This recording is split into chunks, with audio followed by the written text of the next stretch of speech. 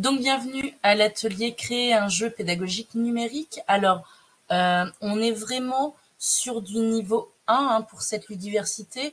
Donc, on va parler d'outils numériques pour créer des jeux que vous connaissez peut-être déjà et qui sont finalement très simples d'utilisation. Pour les deux qui sont un petit peu moins simples d'utilisation, ils m'intéresseront parce qu'ils proposent une banque de jeux déjà existants et qui du coup facilitent grandement leur utilisation au sein de la classe. Je vous invite dans le chat à m'indiquer si vous êtes enseignant, si vous l'êtes, quel niveau et quelle discipline. Ça me permettra un petit peu d'adapter mon discours à vous. Donc, je suis donc Manon Fouque, je suis professeure de lettres modernes, donc de français, dans un collège de Normandie et j'enseigne depuis maintenant 10 ans. Et je fais évidemment partie de la team Ludens depuis 2020. Voilà, voilà. Au programme. Donc, on commencera un peu comme on a commencé finalement depuis le début de cette ludiversité, par les freins que vous rencontrez pour mettre en place ou pendant que vous mettez en place ces fameux jeux. Et donc là, on est vraiment sur le jeu numérique. Suite à ces freins, je vous donnerai quelques conseils que j'adapterai finalement par rapport à ce que vous m'aurez répondu. Je vous donnerai des ressources. Donc, on verra, j'ai prévu 8 outils qu'on pourra tester. Alors, on les testera pas tous parce que pour certains, c'est pas forcément très pertinent de les tester comme ça à distance. Et puis, je vous donnerai quelques astuces. Voilà, voilà. Donc, j'espère que ça répond à ce que vous êtes venu chercher ici. Donc, j'ai professeur d'espagnol. Oui, Michel, c'est moi qui t'ai répondu, en effet, sur enseigner par le jeu, si je dis pas de bêtises. Donc, professeur documentaliste et professeur d'SVT. Très bien. Hop. Donc, on va commencer dans un premier temps par les freins. Je vais vous inviter à scanner ce lien WooClap. Donc, peut-être que vous connaissez déjà WooClap. Moi, je l'utilise de temps en temps en classe, mais uniquement avec les grands, puisque les grands ont facilement un téléphone, mais 6e, 5e en ont pas. Je vous mets quand même le lien si jamais vous ne pouvez pas scanner. Vous pouvez également vous y rendre par le lien que je vous copie-colle dans le chat. Hop. Et donc, la question est, quels sont vos freins pour utiliser et créer des jeux numériques? Donc, les deux. Et utiliser et créer, puisqu'on va partir vraiment sur un atelier qui est... on peut créer avec des outils, mais on peut aussi utiliser des jeux déjà existants et que les gens ont passé du temps à faire et qu'ils partagent gentiment. Donc, hop, je retourne en arrière pour que vous puissiez rescanner si vous en avez besoin.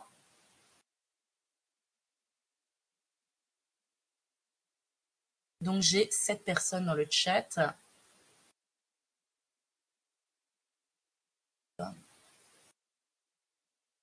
N'hésitez pas parce que si vous me mettez... Voilà, pas de frein. Alors, ça, bonjour Catherine.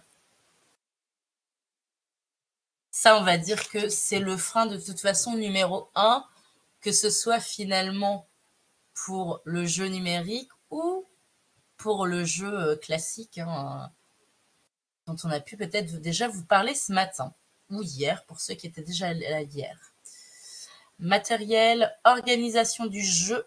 Alors, j'aimerais bien avoir une petite précision, si possible, dans le chat concernant l'organisation du jeu.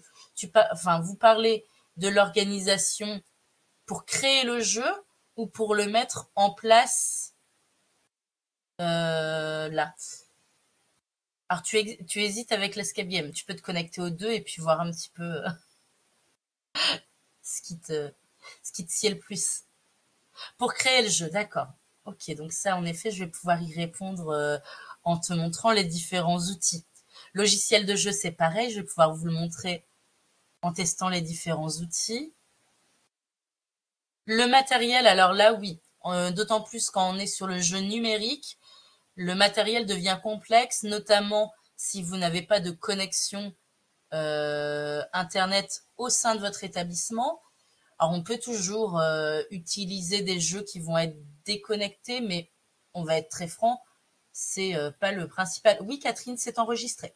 Donc, tu peux aller tranquillement en escape game, comme ça, tu regarderas en replay. Donc, j'étais en train de dire le matériel, oui. Je vous explique, moi, dans mon établissement, jusque-là, on avait une salle informatique, donc c'est-à-dire 32 PC, juste pour 700 élèves. Donc c'était assez compliqué, ça inclut une réservation de la salle informatique. Là, on vient de recevoir, mais on n'a pas encore pu les utiliser, une flotte de 32, je crois, tablettes. Donc à voir et à utiliser. Ce que je fais notamment en 4e, 3e pour pallier ce manque de matériel, c'est qu'ils ont le droit d'utiliser leur téléphone uniquement, évidemment, quand je le demande. Et je fais du partage de connexion parce que j'ai la chance d'avoir finalement une connexion qui est un peu illimitée. Donc voilà.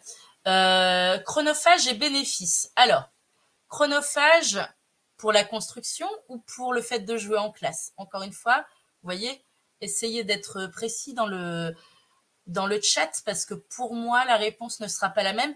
Concernant le bénéfice, j'ai envie de répondre simplement que lorsque je donne des jeux juste avant une évaluation, donc je suis prof de français, donc ça m'arrive de donner pas mal de petits jeux sur pour réviser conjugaison, étude de la langue en règle générale, auteur, enfin voilà.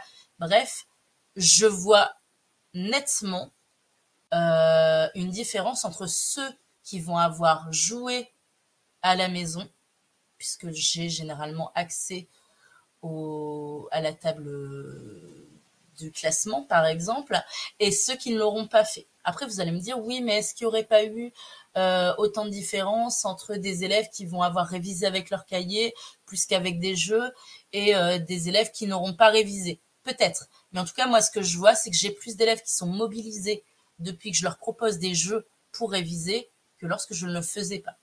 Et je vais vous montrer, hein, sincèrement, les quelques outils que je vais vous montrer, ça ne prend pas de temps justement à faire. Est-ce que j'ai répondu à peu près au reste? Oui, n'hésitez pas hein, dans le chat à préciser par rapport à mes réponses et à me dire si j'oublie quelque chose ou si vous voulez aborder aussi un autre frein. Hop. Au niveau des conseils que je peux vous donner et que je n'ai pas encore donné du coup par rapport à ce qu'on a dit, on va commencer par maîtriser le matériel.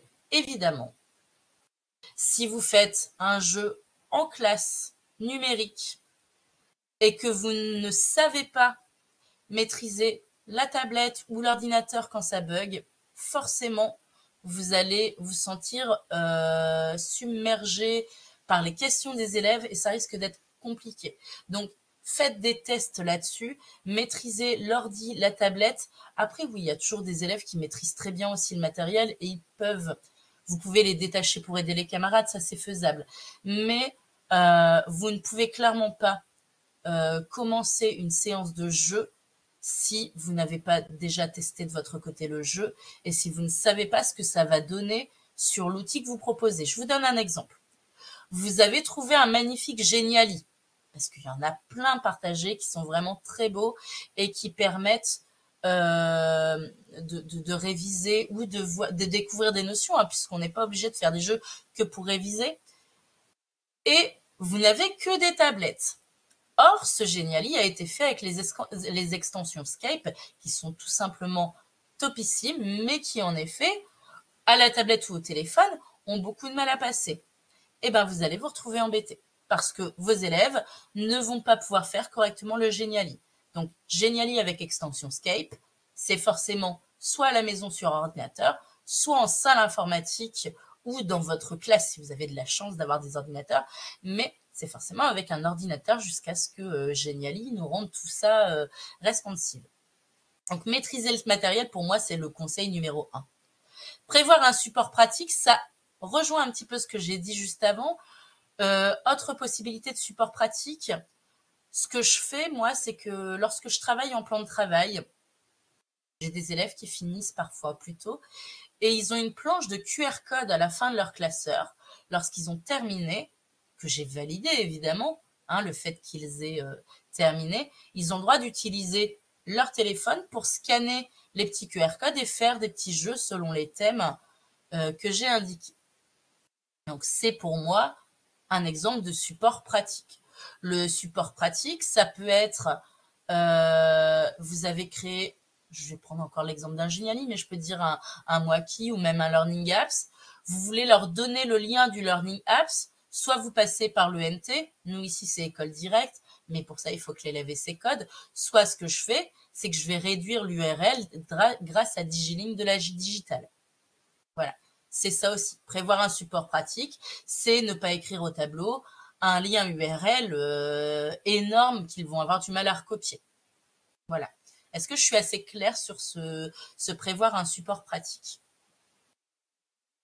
Si j'ai pas de réponse, je considère que je continue. N'hésitez pas à poser des questions, même si j'ai déjà passé sur le sujet. Le tester plusieurs fois. Tester plusieurs fois, c'est et pour un jeu qu'on a trouvé sympa, mais c'est aussi et surtout pour moi pour votre jeu. Pourquoi? Parce que lorsque vous allez trouver un jeu, vous allez le tester. Vous allez tester généralement les bonnes réponses, puisqu'en tant qu'enseignant, on connaît les bonnes réponses. Alors des fois, vous verrez que les jeux, on n'a pas tous la même logique et je pense aux escape games en tout numérique. Des fois, la logique n'est pas la même que le créateur et du coup, on teste aussi les mauvais chemins. Mais pour un jeu assez classique, un Learning Apps où vous avez par exemple un timeline sur Learning Apps où vous avez juste les étapes à remettre dans l'ordre. Si vous ne testez pas, entre guillemets, les mauvaises réponses, vous ne pouvez pas voir s'ils fonctionnent jusqu'au bout. Parce que les élèves, mine de rien, ils ont toujours ce petit don pour aller tester le truc que vous n'avez même pas imaginé. J'ai créé un jeu pendant le confinement qui est sur RPG Maker, qui est un niveau un petit peu au-dessus, peut-être qu'on fera sur la seconde Ludiversité, mais bref, je pourrais quand même vous le montrer, vous le donner, puisque c'est un jeu déjà clé en main. Il a beau exister depuis 2020, depuis 2020, j'ai toujours des élèves qui arrivent à me le faire bugger d'une façon dont souvent je n'ai pas idée de ce qu'ils ont pu faire. Donc, dans ces cas-là, c'est pas grave, je redémarre mon jeu, je sais très bien que ils peuvent refaire facilement la première partie, mais imaginons je ne connais pas ce jeu, et ben forcément, je me retrouve bloquée. Et ce jeu, je peux vous dire que je l'ai fait tester plusieurs fois et que finalement, j'ai encore des élèves qui testent. Donc voilà pour le fait de tester. Donc, ça permet aussi de maîtriser finalement votre matériel. Quand vous créez un jeu, faites-le tester par au moins, j'ai envie de dire, 3 personnes différentes. 3 personnes différentes, c'est-à-dire 3 personnes qui vont avoir des expertises différentes. Utiliser des ressources existantes. Oui, parce que comme je le disais tout à l'heure, il y a déjà des gens qui ont fait des choses super. Ça ne sert à rien de perdre du temps et ça va avec votre côté chronophage et temps qui était dans les freins. Ça ne sert absolument à rien de vouloir refaire quelque chose qui a déjà été fait si cette chose vous convient. Si c'est juste pour faire une autre mise en forme et se dire « Ah oui, mais c'est moi qui l'ai fait », bah vous perdez du temps. C'est dommage. Et je pense qu'en tant qu'enseignant, on a déjà assez de choses à faire pour ne pas avoir à perdre de temps. Je vous montrerai notamment dans Learning Apps comment on peut partir d'un Learning Apps que quelqu'un a créé. Imaginons il y a une petite phrase qui va pas, ou c'est pas exactement le même vocabulaire que vous avez utilisé en classe, et ben vous avez un petit bouton qui vous permet de modifier ça et de récupérer le Learning Apps pour changer juste ce petit morceau de phrase qui vous prend finalement, allez, 1 minute à tout casser. Dernier conseil, c'est y aller petit à petit. Imaginons, là, aujourd'hui, vous n'avez jamais ni créé, ni fait tester de jeux numériques en classe. Ne vous dites pas à la rentrée, allez, je fais un lundi 6 novembre avec que des jeux en cours. Non, Non, parce que vous allez, toutes les classes ne réagissent pas pareil déjà dans un premier temps. Vous allez vous sentir encore une fois submergé par une vague de il faut que je prépare pour, je sais pas moi, si vous avez 7 heures je pense à la collègue d'SVT qui est présente et qui a énormément de classes. Elle peut se retrouver avec un lundi avec 5 classes différentes. Si elle doit créer ou tester plusieurs fois 5 jeux pour son lundi, enfin, c'est juste pas possible. Y aller petit à petit, pour moi, c'est premièrement choisir quand vous êtes en secondaire la classe avec laquelle vous êtes le plus à l'aise, parce que mine de rien, ça joue énormément pour une première expérience. Et c'est choisir un jeu que vous allez vraiment connaître et dont vous connaissez toutes les mécaniques. D'ailleurs, c'est valable et pour le jeu numérique et pour le jeu non numérique. Au niveau des conseils, on est bon?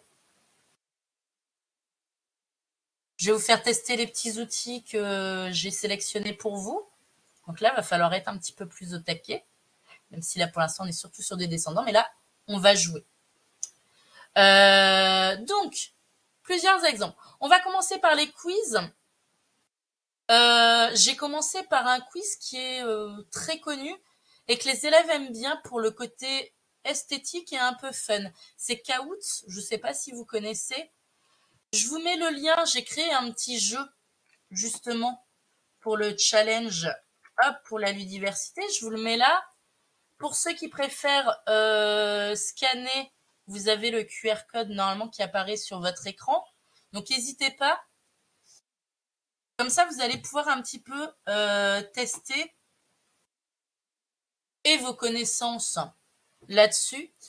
Et puis voir un petit peu comment ça fonctionne, puisque on voit quand on crée et finalement, des fois, on oublie de se mettre du côté du joueur. Alors, ce qui me plaît dans Kahoot, c'est vraiment ce côté dynamique que vous allez avoir. Hein. Là, ici, hop, es-tu Manon? Oui, c'est moi. Ah oui, mais comme j'ai déjà fait, il veut pas que je le refasse. Ça, c'est pas cool. Hein. J'aurais dû mettre non, je ne suis pas Manon. Hop, je refais. Hop, ce n'est pas moi. Voilà. Rejoindre la partie. Manon. Ok, c'est parti. Pseudo déjà pris. Manon 1. Donc, ce qui va plaire finalement là-dedans, c'est vraiment ce côté esthétique, joli et puis rapide. C'est-à-dire qu'on a une rétroaction immédiate. Ce qui est très intéressant au niveau des quiz, parce que ça veut dire que vous n'êtes pas obligé de faire un débrief à la ludiversité. Voilà. Et à chaque fois, vous avez des points, si vous avez bon, évidemment, mais aussi sur euh, la rapidité dont vous faites preuve pour répondre à ça. Les choses que je trouve un peu moins sympas sur Kahoot, c'est que lorsque vous avez la version gratuite, ce que j'ai, hein, puisque je l'utilise de temps en temps, mais que c'est pas un de mes must-have, c'est que vous êtes réduit à n'utiliser que le principe de quiz, donc de QCM ou de vrai ou faux, ce qui est en fait un QCM aussi, mais voilà. Pourtant, il y a l'air d'y avoir plein de trucs très sympas sur Kahoot à utiliser, mais c'est payant et là-dessus, j'ai pas envie de perdre d'argent, on va dire, juste pour ça. Après, c'est un choix qui est personnel. Là, par exemple, vous voyez, les 4 réponses étaient possibles.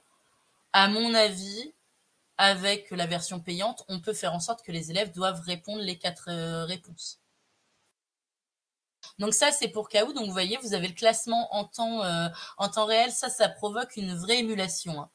Hein. On en avait créé un pour les portes ouvertes avec tout le programme de lettres.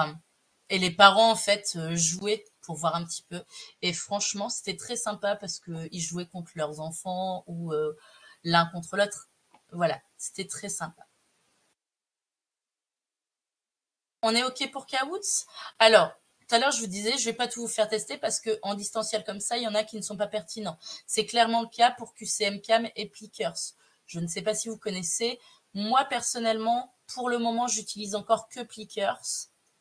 QCM-CAM, j'ai pas encore eu le temps de trop regarder, mais QCM-CAM aurait au moins le mérite de ne pas rentrer les noms des élèves. Alors moi, je le fais pas dans Plickers, j'utilise simplement les numéros et j'ai ma liste, moi, en classe, qui me permet de savoir quel numéro est qui. C'est un principe avec des QR codes, je sais pas si ça vous parle. Donc, en fait, les élèves ont des petites cartes comme ça, hop, qui ressemblent à des QR codes. Donc, eux, de leur côté, ils n'ont pas de matériel informatique. C'est l'enseignant qui doit avoir soit son téléphone, soit une tablette sur laquelle est installée l'application Plickers. Si vous regardez d'un petit peu plus près, alors je ne sais pas si vous voyez bien, je peux zoomer. Voilà. Autour de mon QR code, j'ai A, B, C et D. On est encore sur un principe de QCM. Au tableau apparaît une question. Je ne sais pas, moi par exemple, désolé, je suis prof de lettres, qui a écrit Le Malade imaginaire? A, Molière, B, Edmond Rostand, C, Pierre Corneille, D, Victor Hugo. Les élèves doivent mettre la bonne réponse, qui est ici la A, vers le haut et lever le QR code. Comme tous les QR codes ne se ressemblent pas, et comme c'est écrit quand même assez en petit, il n'y a pas de risque trop grand pour que ça triche. Moi, c'est ça qui m'intéresse, puisque ça m'arrive de l'utiliser en évaluation lorsque j'ai vraiment une évaluation rapide à faire. J'ai fait la narration, par exemple, avec mes troisièmes. Hop, j'ai utilisé Plickers. C'était beaucoup plus rapide que d'imprimer une éval et tout ça. Finalement, ça me corrige mes réponses. Et puis, bah, mine de rien, parce qu'ils manipulent les élèves, pour eux, c'est un procédé qui devient ludique. Alors, attention, parce que le côté ludique, je vous donne un exemple. En troisième, on est 4 collègues à utiliser Plickers. Et ben, comme c'est finalement quelque chose qu'ils ont l'habitude d'utiliser, c'est un peu moins ludique pour eux que mes sixièmes, avec qui je suis la seule à utiliser Plickers. Après, ça a un côté quand même qui est pratique, qui est, on parlait de chronophage tout à l'heure, ben là pour le coup, au niveau chronophage, vous créez vos questions, vous rentrez vos réponses, et finalement, ça corrige tout seul. Donc, vous gagnez du temps. Ça peut être aussi utilisé en rituel de début de classe. Je sais qu'il y en a qui aiment bien faire des petites, alors pas des interrogations, parce que c'est pas des interrogations, mais remettre en place les connaissances et les notions qui ont été vues lors du cours précédent, on peut faire un petit Plickers. Et c'est pareil, en fait, vous avez une rétroaction qui est immédiate. Oui, juste un téléphone, Perrine, où tu installes ton application. Ou une tablette, encore une fois. Donc j'en étais où? Oui, je ne sais plus. Enfin, ça nécessite vraiment juste le téléphone. Et puis, oui, pas chronophage parce que ça corrige. Si on l'utilise en rituel de début de cours, c'est un peu comme si on le faisait avec une ardoise finalement. Et ce qui est intéressant également, c'est que vous n'êtes pas obligé de montrer les réponses. Vous pouvez le faire. Moi, pour la narration, par exemple, j'avais commencé par des questions de cours. Comment appelle-t-on un narrateur à la première personne, narrateur intérieur? Et là, je leur faisais le retour puisque je savais que pour les questions suivantes, s'ils n'avaient pas bon déjà à cette question-là, lorsqu'ils rencontreraient un texte que je rentre dans Plickers à la première personne, bah, s'ils s'étaient plantés sur la première réponse, ils allaient rester sur cette réponse-là pour les suivantes. Mais on n'est pas obligé de le faire. En fait, on peut juste faire apparaître les réponses ou pas. Par contre, quand nous, on scanne, on voit de suite par une petite pastille verte ou rouge si c'est bon ou si c'est faux selon l'élève. Ça me permet personnellement de de me concentrer sur certains élèves. Oui, nombre de participants. Alors, illimité, hop, t'as jusqu'à 40 cartes. Je sais plus s'il y a plus. Bah si, regarde. T'as jusqu'à 63 apparemment. Hop, tu peux en avoir jusqu'à 63. Et après, tu rentres autant de classes que tu veux dans ton Plickers. Oui, donc je disais, le bon côté, quand je vois par exemple que mon élève qui a tendance à pas réfléchir avant de répondre, je vois qu'il a faux. Je peux me permettre de lui dire, je sais pas moi, Marie, t'es sûre d'avoir vraiment réfléchi? Réfléchis bien. Alors, vous allez me dire, bah, il va tourner sa carte. Pas forcément, parce qu'il va relire. D'ailleurs, le côté pratique, c'est qu'on peut lire la question à voix haute. Donc, vraiment, pour les élèves, je trouve qu'au niveau de l'inclusion, on est plutôt pas mal. Attention à vos dyspraxiques. Le principe de mettre le A, le B, le C ou le D en haut, c'est pas forcément évident. La première fois que j'utilise Clickers, je fais une première question. Répondez la réponse A. Comme ça me permet de voir s'ils ont bien tous compris comment ça fonctionnait. Est-ce qu'il y a des questions sur Clickers? Il y en a déjà eu pas mal du coup par Perrine, mais est-ce qu'il y en a d'autres? Alors là, du coup, je suis désolée, sur ce coup-là, je peux pas vous le faire tester, mais là, on va arriver sur Quizlet. Alors, Quizlet était très, très sympa avant de devenir, on va dire, massivement payant pour beaucoup de choses. Du coup, je ne l'utilise plus que pour le Quizlet Live qui est gratuit, je tiens à le dire, sur inscription de l'enseignant qui va faire sa liste. Par contre, pas sur inscription des élèves. Et les élèves peuvent rentrer un pseudo. Je vous montre comment ça fonctionne. Donc, sur Quizlet, vous pouvez créer des listes. D'accord? Des listes qui vont vous donner des flashcards recto verso. Là, j'ai déjà créé mes flashcards qui m'intéressent. Donc, hop, je vais aller retourner dans mes listes. Vous avez des listes à disposition qui ont déjà été créées. Donc, on reviendra tout à l'heure. Mais par exemple, le prof d'anglais qui veut faire un Quizlet live sur les couleurs, il tape anglais couleurs. Il y a déjà les cartes qui ont été faites. Et là, vous voyez, ce qui va m'intéresser, c'est le Quizlet live ici. Donc, en tant qu'enseignant, je clique. Dans ces moments-là, je demande à mes élèves, je le fais en 4e, 3e sur le Time's Up. Là, en 5e, je l'ai fait, mais pour qu'ils révisent à la maison. Mais là, comme je vais vous le montrer, c'est en classe que je le fais. Soit en équipe aléatoire, soit en individuel. Ce que je fais, c'est que généralement, je commence en équipe aléatoire, parce que vous allez voir qu'il y a un système un peu particulier, et ensuite, je le fais en individuel pour qu'ils réussissent finalement à se positionner par rapport à leurs connaissances. Donc, en équipe aléatoire, hop, on choisit. Soit c'est le terme qui apparaît, il faut trouver la définition, soit c'est la définition qui apparaît, il faut trouver le terme. Moi, ce qui m'intéresse, c'est la définition, puis le terme. Vous allez scanner le petit QR code, ou encore une fois, je vous mets le lien. Alors, ce qui est bien, c'est qu'il faut au moins 4 participants et que vous êtes 5, donc j'espère que les 5 suivent un petit peu. Vous allez voir, vous allez devoir rentrer votre nom et pour l'instant, vous allez avoir accès à des petites flashcards. C'est uniquement pour réviser pour le moment. Donc, le jeu n'est pas encore commencé. J'attends une dernière personne au moins, sinon bah, je jouerai moi-même. Mais bah, super. Je vous explique. Vous allez être donc dans 2 équipes.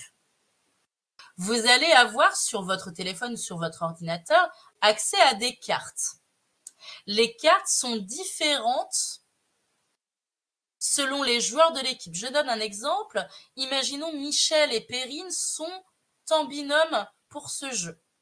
Michel, tu auras peut-être les cartes Molière et Hyperbole, et Perrine aura les cartes, je prends au hasard encore une fois, Victor Hugo et Présent de l'indicatif. Apparaît une définition. Figure de style provoquant l'exagération. Et ben ça sera à Michel, qui a la carte hyperbole, d'appuyer sur la carte hyperbole. Mais ça veut dire que Perrine, de son côté, elle doit avoir la réflexion de se dire, mais moi, je n'ai pas la bonne réponse, donc je ne clique pas, parce que sinon, l'équipe redescend à 0. Et j'aime bien justement ce jeu-là pour ça, parce que ça apporte le côté réflexif de se dire, attends, est-ce que j'ai la bonne réponse ou pas? Parce que lorsqu'on fait des jeux avec des buzzers, je ne sais pas si vous avez déjà tenté, ils buzzent, un peu comme dans Burger Quiz d'ailleurs, ils buzzent avant de réfléchir à la question. Et du coup, je trouve que ça a un effet un peu pervers, c'est-à-dire que l'équipe qui l'emporte va réfléchir après et va prendre le temps que finalement l'autre équipe n'aurait peut-être pas pris. Donc là-dessus, par contre, si vous ne prenez pas le temps, vous faites redescendre votre équipe à 0. Vous êtes prêts? Donc je fais créer un jeu. Donc on voit que Karine et Perrine sont dans la même équipe qui est l'équipe Panda et que Michel et TDG sont dans l'équipe Zèbre. Alors ça, ils aiment bien aussi, hein, le fait que les équipes soient des noms d'animaux. Et hop, on clique sur commencer le jeu. Et donc là, normalement, vous, sur votre écran, apparaît une définition et les cartes que vous avez en main. Généralement, en classe, là, ce que vous voyez sur mon écran, je le projette au tableau. Ils aiment bien voir où ils en sont de la progression. Et généralement, je commente. Là, par exemple, j'aurais dit, oui, les pandas prennent la tête, mais oh, les zèbres ont répondu mauvais à une question, ils redescendent donc à 0. Vont-ils pouvoir remonter? Voilà, je fais un petit travail finalement de commentatrice. Alors, ce qu'on peut avoir, et là c'est peut-être ce qu'on a un peu chez les zèbres, c'est ce côté où j'ose pas répondre parce que je suis pas sûre d'avoir la bonne réponse. Donc les pandas ont gagné, félicitations. Et donc vous voyez, on peut rejouer, et moi ce que je fais généralement la deuxième fois, parce que vous vous doutez bien qu'en classe, en fait, ça fait des équipes de 4 à 5. La deuxième fois, je le lance en individuel parce que on peut avoir il n'y a pas de souci, Michel. On peut avoir un élève dans un groupe qui a cliqué constamment sur la mauvaise carte parce qu'il n'a pas compris. Et ça n'a pas donné l'occasion au reste de l'équipe de tester finalement ses connaissances. Donc vraiment, ça, c'est un de mes petits chouchous, mais juste pour le côté Quizlet Live.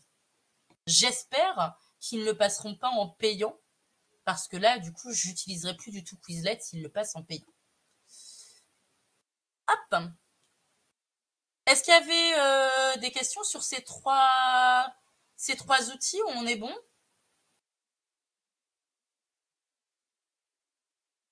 N'hésitez pas, hein, surtout. Quizlet est moins réactif par rapport à quoi? Par rapport au fait que tu appuies, quand tu appuies sur ton écran? C'est ça?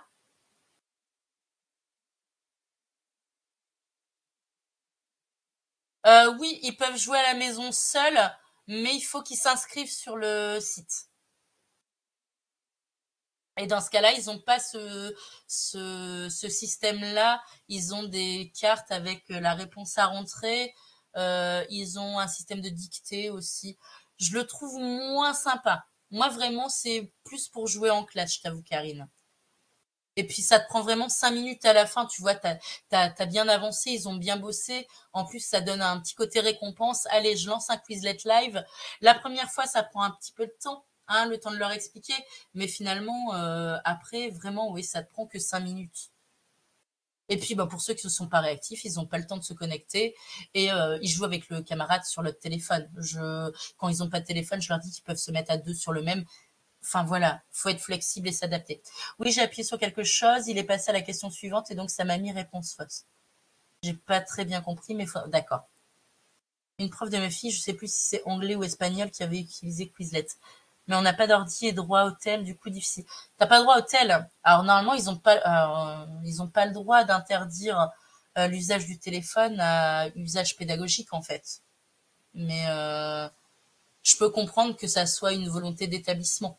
Mais normalement, ils peuvent pas. Ou alors dans ce cas-là, enfin je suis désolée, mais s'ils interdisent totalement le téléphone, même à usage pédagogique, il faut qu'il y ait à côté des tablettes, quoi. Oui, dans le règlement intérieur, c'est marqué que le téléphone ne doit pas être utilisé en classe, entre guillemets, de façon récréative. Après, voilà, enfin, moi j'ai déjà répondu à mon chef d'établissement que d'accord, mais dans ce cas-là, qu'on ait soit plus d'une salle informatique. Ah oui, bah nous aussi, dans les récrés, c'est totalement interdit, oui. Ce que je te dis, à usage récréatif, interdit. Par contre, à usage pédagogique, on a obtenu, enfin, en fait, dans les textes, c'est marqué qu'on peut l'utiliser. Je parle des textes officiels, pas des règlements dans les établissements. Mais ça, c'est un grand débat. C'est un peu comme le côté RGPD qui peut être interprété de pas mal de façons, et alors qu'en fait, il n'y a qu'une façon de les interpréter. Je passe à Learning Apps. Ça, généralement, vous connaissez un petit peu. Learning Apps, il m'intéresse pour sa banque d'exercices, sur le côté quand même qui est très pratique à utiliser. Alors, le côté jeu, j'ai tendance à parler plus d'exerciceurs que de jeu. Il y a néanmoins une activité qui fait vraiment jeu, c'est la course de chevaux, qui ressemble un peu à ce qu'on vient de faire d'ailleurs sur Quizlet Live, mais où c'est individuel. C'est-à-dire que les élèves se connectent à la même course de chevaux et ils jouent les uns contre les autres. Mais là, c'est pas ce que je veux vous montrer parce que sinon, on n'aura pas le temps. Donc, quand vous allez dans découvrir des applis, j'ai vu qu'il y avait une collègue d'SVT, donc on va faire biologie, on va faire, hop, collège, je ne sais pas si tu es collège, mais on va faire collège. Et là, par exemple, j'ai un jeu interactif sur le système digestif, donc qui a déjà été créé et qui nous intéresse. Je crois que j'ai pas choisi le truc le plus simple du monde. Bref, je me dis c'est sympa, il y a les petites images, mais imaginons, Karine, tu te dis oui mais attends, moi quand je vois les textes comme ça, je me dis mais mes élèves, ils vont jamais avoir le courage de lire les textes jusqu'au bout, et peut-être que pour mes élèves c'est un peu trop compliqué.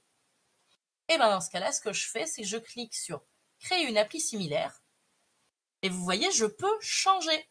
Donc je peux très bien supprimer ce qui est mis là et dire bah finalement je veux mettre autre chose. Alors je me demandais, est-ce qu'on peut pas le mettre en audio celui-là? Hop, parce que normalement on peut.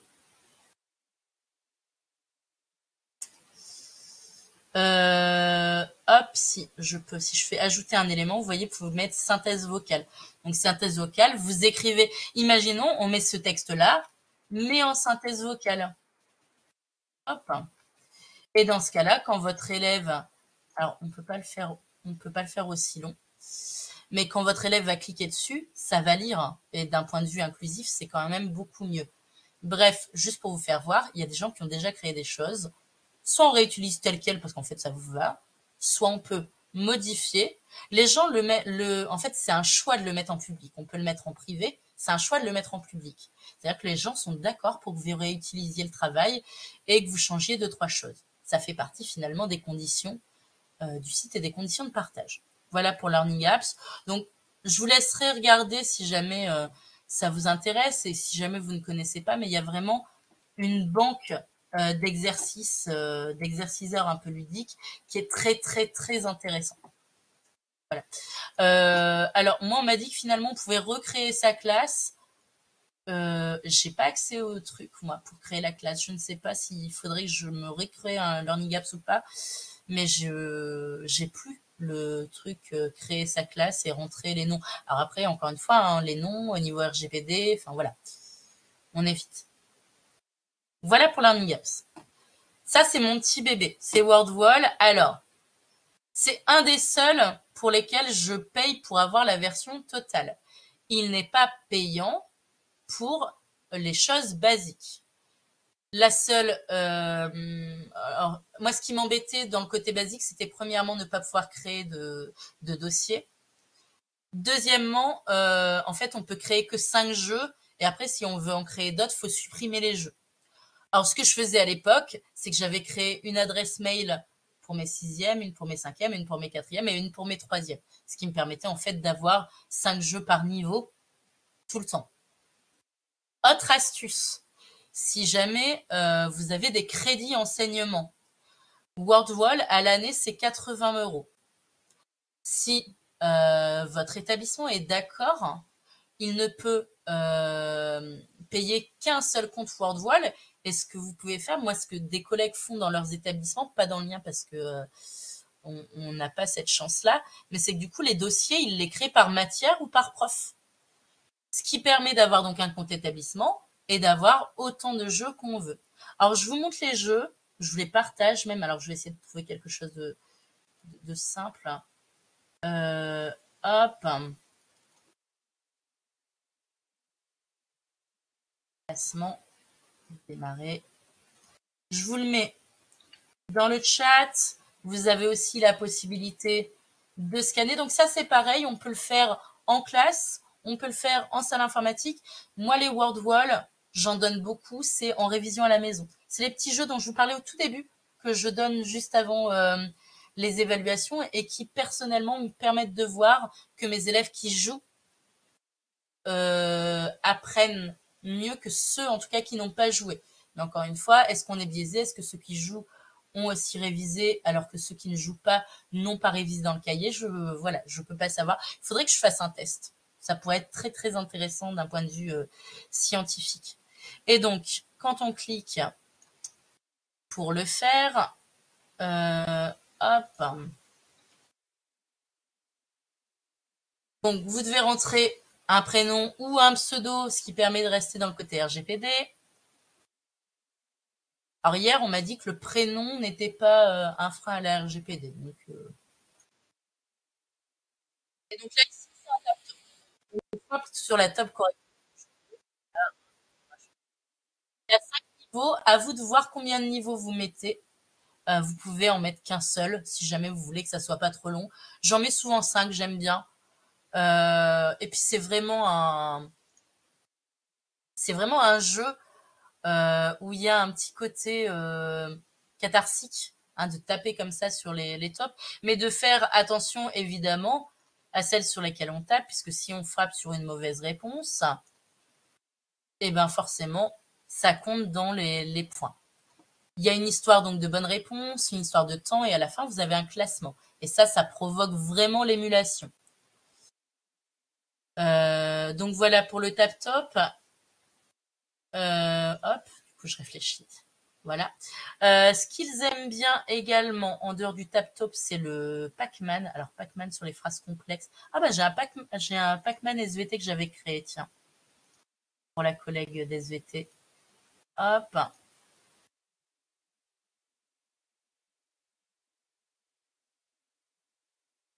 Donc, le petit Pac-Man, hein, c'est comme le jeu qu'on a connu quand on était jeune. Vous avez un petit bonhomme à déplacer dans un environnement où il faut échapper aux petits extraterrestres. Alors, est-ce que je vais savoir répondre? Parce que du coup, hop,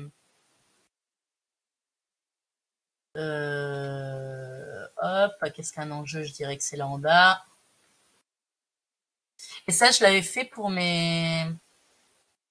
enfin, je sais plus quel niveau l'an dernier. Ils devaient réviser et je les avais en études et du coup, je leur avais créé un petit jeu. Alors, quels sont les risques? Voilà. Enfin, ça, c'est pareil, ça fonctionne très bien et notamment, encore une fois, grâce au classement, grâce au côté ludique. Hein, on répond à un QCM, mais il faut échapper aux différents petits personnages. Donc, il y a ça. Ce qui fonctionne bien, ils aiment bien aussi, c'est l'avion. Il est où? L'avion, j'ai notamment des élèves de 4e cette année, que j'avais en 5e l'an dernier, qui me réclament les avions. Ils adorent l'avion. Comme ils disent, ils aiment bien try hard, c'est-à-dire essayer de faire le meilleur score possible. Et donc, c'est pareil. Vous voyez, là, ils doivent trouver une phrase interrogative à la forme négative. Pas forcément évident, hein, parce qu'il faut, encore une fois, avoir la réflexion de ne pas foncer dans la première réponse venue. Donc, se faire la réflexion comme tout à l'heure. Celui que je rencontre là, je ne dois pas rentrer dedans puisque ce n'est pas une phrase ici, par exemple, interrogative. Je dois trouver une phrase interrogative. Hop, donc là, par exemple, celle-là. Et encore une fois, le classement et tout ce qui va avec. Et le dernier, c'est le ballon pop, que j'utilise beaucoup, où là, vous avez en fait des petites caisses. Hop.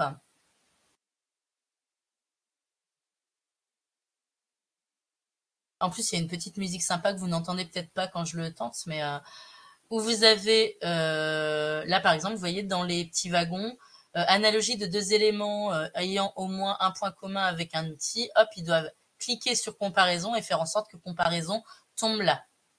Évidemment, plus on monte dans les niveaux, plus le train a de wagons, plus il y a de réponses à attendre.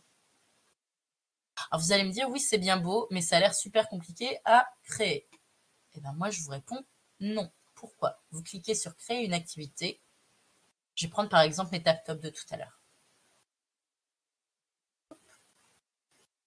Vous allez donner le titre, donc par exemple ici je vais mettre test, et vous allez dans corriger, c'est les tops sur lesquels ils doivent taper. Donc dans l'instruction on met, je ne sais pas moi, frappe les tops qui indiquent une couleur en anglais. Et donc là on va s'amuser à mettre, alors je suis naze en anglais, pourquoi j'ai choisi ça? C'est pas grave, black, white, yellow, blue, pink, d'accord? Vous pouvez en rajouter autant que vous voulez, sachant que c'est 30 max quand même. Enfin, autant que vous voulez, du coup, dans la limite de 30. Et sur incorrect, je peux m'amuser à mettre pen, window, water, room et escape. Voilà. Et voilà, et c'est créé. Vous cliquez sur terminer, c'est créé. C'est pareil avec les autres choses que je vous ai montrées, c'est-à-dire que, par exemple, le Pac-Man, vous allez avoir indiqué la question, les réponses qu'on propose, et on coche celle qui est bonne. Sachant que dans le Pac-Man, on peut en cocher 2. Donc vraiment, hein, moi, WordWall, c'est un des seuls pour lesquels je vais vraiment mettre la main à la poche, parce qu'en plus, j'en crée pour ma fille. Je trouve ça très très sympa à faire. Et puis pour plein d'autres petites choses que je trouve utiles. Est-ce qu'il y a des... Alors, je ne sais pas si je vous ai convaincu avec WordWall, mais c'est vraiment Ouais, c'est mon must-have, c'est ça. Ce que tu m'as montré est accessible avec version gratuite. Oui, sachant que, encore une fois, c'est dans la limite des 5 que tu peux créer. Et ce que vous n'avez pas en version gratuite, c'est le principe de mes résultats. D'accord? Où tu vois, là, par exemple, je vois qu'il y a une personne qui a joué pour la SVT, bah, c'était moi en même temps. Non, c'est Michel qui a joué. Et du coup, on voit Michel, le temps qu'elle a fait, si elle a eu bon, si elle a eu faux, auquel elle a, enfin, à quoi est-ce qu'elle a eu faux. Et moi, ce qui va m'intéresser, alors est-ce que je le vois là-dedans? Par exemple, je fais de la remédiation. Là, pendant les vacances, mes troisièmes, ils ont la possibilité de faire des petits jeux sur, je crois que je leur ai mis sur la méthodologie de questions brevet, sur la narration et sur les figures de style. Et du coup, lorsque je vois qu'ils ont fait le boulot, eh ben, je leur mets par exemple un petit point bonus sur une éval, par exemple sur l'éval de la narration. Si je vois qu'ils ont fait tous les petits word-wall que j'ai donnés sur la narration, je leur ajoute un petit point. Comme je leur dis, hein, tout travail mérite salaire, c'est le cas. Voilà. Educaplay, alors ça, je vous laisserai parcourir parce que je l'ai découvert à Ludovia cet été. Je l'ai trouvé très sympa. En fait, vous avez la possibilité de créer une activité. Alors, faut s'inscrire. C'est gratuit, mais il faut s'inscrire.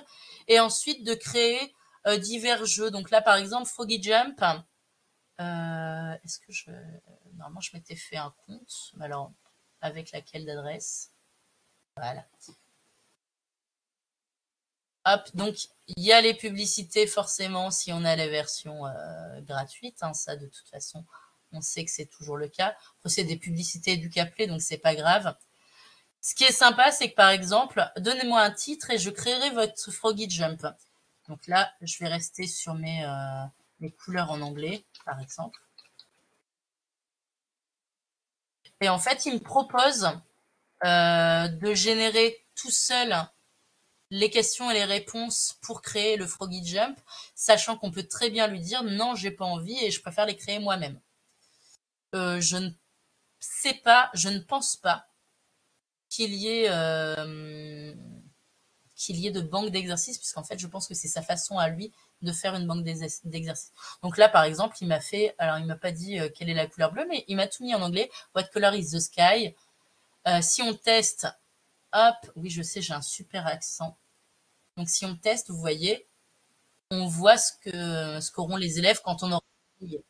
Donc hop, what color is the tomato? Hop, voilà.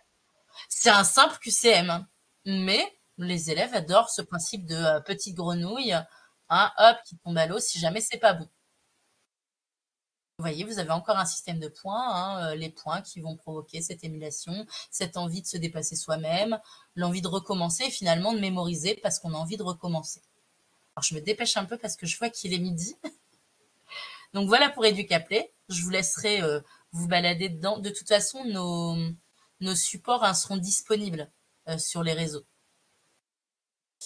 Deux petits derniers, c'est ceux dont j'ai parlé tout à l'heure. J'ai dit c'est un niveau un petit peu plus élevé que le niveau 1 pour moi, mais il m'intéresse parce qu'il y a des banques de jeux. Donc Geniali, que beaucoup connaissent. Geniali, où vous avez la version gratuite déjà qui donne accès à de nombreuses choses. Et là, vous voyez, ce qui va m'intéresser, c'est le principe de l'inspiration. Trouvez l'inspiration dans la communauté de Geniali et vous tapez là, par exemple, SVT 6e. Alors, je vais avoir plusieurs choses. Alors, là, pour le coup, c'est pas de l'SVT. Donc, je vais juste taper SVT. Donc là, par exemple, j'ai un truc SVT première. Alors, pour le coup, la banque d'exercice en SVT est pas énorme, mais ça dépend si les gens le mettent dans leur CV. Sinon, vous avez la possibilité, vous avez des groupes comme dans Enseigner et former avec Geniali sur Facebook, qui est tenu par Benjamin Lagaride et Valérie Perrault, si je dis pas de bêtises, où vous avez aussi plein de gens qui partagent. Sinon, vous avez également dans Créer un Geniali, si vous faites à partir d'un modèle, et là c'est pareil, c'est très intéressant, vous avez le côté gamification, des quiz, comme on a pu voir jusque-là, où vous avez directement les modèles, et dans ce cas-là, vous n'avez juste à remplacer que tout ce qui est écrit. Donc c'est assez simple à prendre en main. Moi, je sais qu'en Escape Game, si je dis pas de bêtises, il y en avait des sympas. Alors, il y a... je trouve qu'il y en a moins qu'avant, je ne sais pas pourquoi. Mais notamment, je trouve plus le petit donjon que j'aimais beaucoup faire. Vous voyez, la fois dernière, j'avais pris avec les aliens, où il fallait... hop, attendez. Ça va être plus simple de faire comme ça. C'était temps du récit. Hop, là, par exemple, vous voyez, ça, c'est un jeu qui a été créé uniquement avec une trame Geniali déjà donnée.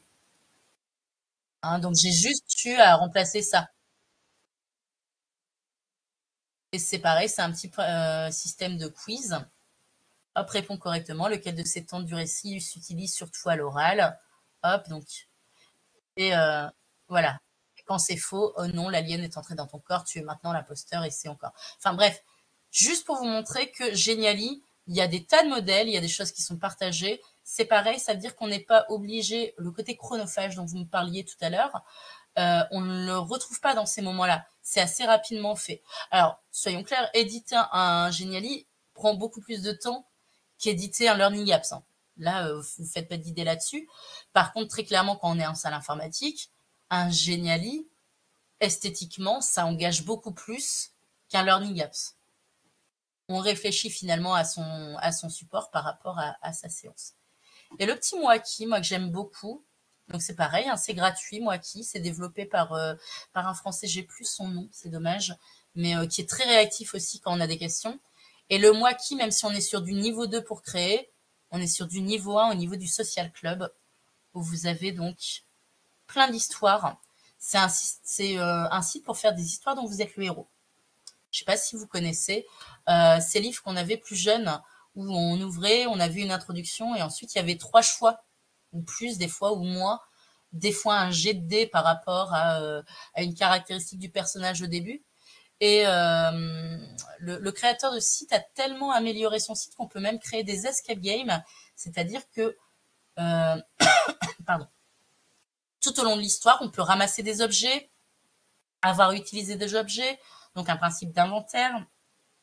On a une barre de vie. Voilà. C'est très, très complet, finalement. Et à utiliser, vous voyez, il y a les aventures de Marco Polo. Alors, pour la collecte des ET, je sais qu'il y a Vénus Luterus, par exemple. Donc, je vous mets le lien. Hop. Et donc là, au niveau du Social Club, sonnez tout à l'heure dans les conseils, j'avais dit, il faut tester. Là, clairement, c'est le genre de jeu où vous devez tester toutes les routes possibles. pour voir si en effet tout concorde bien. Sachant que normalement, on ne peut pas mettre en ligne quelque chose qui bug. C'est-à-dire que lorsque vous créez, vous avez un message qui apparaît et qui vous dit attention, vous avez oublié de relier ce chemin-là, vous n'avez pas mis ça, le code que vous avez créé, vous avez oublié de l'utiliser. Donc normalement, il est très difficile d'avoir un jeu buggé avec Moiki. C'est toujours possible parce que je pense que les gens voilà, sont toujours très doués pour finalement bugger les choses. Moiki, il demande à être un peu plus popularisé, je trouve, chez les enseignants parce que comme vous voyez, bon, il y a quand même un petit truc, enfin une petite banque de ressources. En éducation, par contre, quand vous faites autre, il y en a beaucoup plus en fait.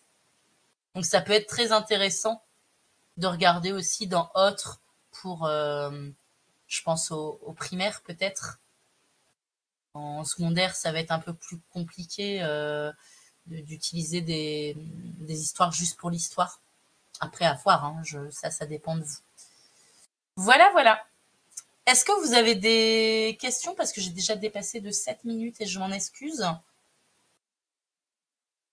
Est-ce que ça correspond à ce que vous attendiez?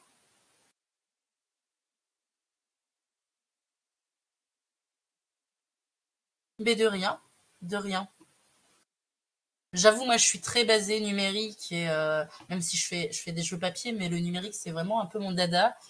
Et le souci, c'est qu'il y a tellement, tellement d'outils que là, j'ai été obligée d'en sélectionner 8. Mais en quiz, j'aurais pu prendre Quizzes. Il y en a, enfin, il y en a énormément et j'en découvre à chaque fois que je fais des formations comme ça, puisque d'autres personnes apportent d'autres outils et ça devient compliqué finalement de faire le tri.